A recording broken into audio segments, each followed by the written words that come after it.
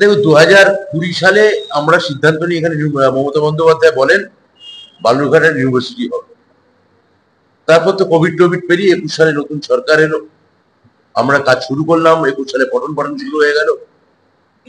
এবার 22 সালে এই রাজ্যে নতুন গভর্নর এলেন, ইনি পদাধিকার বলে সমস্ত বিশ্ববিদ্যালয়ের আচার্য।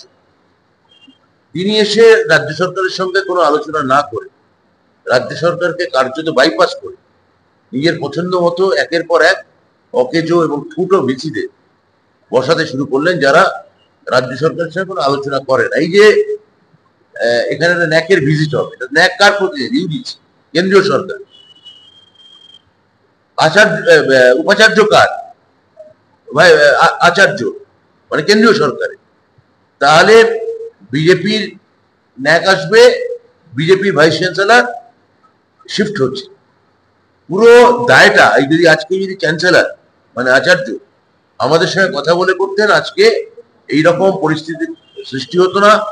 বিজেপি যেখানে থাকবে সেখানে, বিশেষত বাংলার উচ্চশিক্ষার উপর বিজেপির বহুদিনের রাগ, কারণ সারা ভারতবর্ষে এখনো বাংলা উচ্চশিক্ষায় 1 নম্বরে।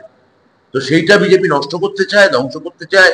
বাঙালি বিদ্বেষী বিজেপি এই যে ধ্বংস করতে চাইছে, এটার ফলে এই বিশ্ববিদ্যালয়গুলিতেও যাতে কোনো কাজ রাজ্য সরকার করে, উপাচার্য কোনো যোগাযোগ করেন না, উপাচার্য কোনো যোগাযোগ রাখেন না। উপাচার্য এখানে বালুরঘাটে বিজেপি প্রার্থীর সঙ্গে হয়তো যোগাযোগ রাখেন। এইটা আমাদের কাছে খুব দুঃখজনক। আমরা বলবো যে এখন আচার্য শুভবুদ্ধি হোক, রাজ্যের সঙ্গে কথা বলে ঠিকঠাক ভাইস চ্যান্সেলর পাঠাক, এমন ভাইস চ্যান্সেলর যিনি উচ্চশিক্ষা দপ্তরের সঙ্গে এইসব বিশ্ববিদ্যালয় তৈরি হওয়া, তার অনুদান পাওয়া, ছাত্রছাত্রীদের শিক্ষার প্রসার আরো কিভাবে ঘটানো যায় সেগুলো নিয়ে চর্চা করা, আলাপ আলোচনা করা, এগুলো যে উপাচার্য করবেন সেটার দিকে এদের কোনো মন নেই। এর একটা করে লক্ষ্য। দেখুন, এই দক্ষিণ দিনাজপুর বিশ্ববিদ্যালয় স্থাপিত হয়েছে আজ থেকে 8 বছর আগে, তাই তো? ঠিক বলছি তো আমি?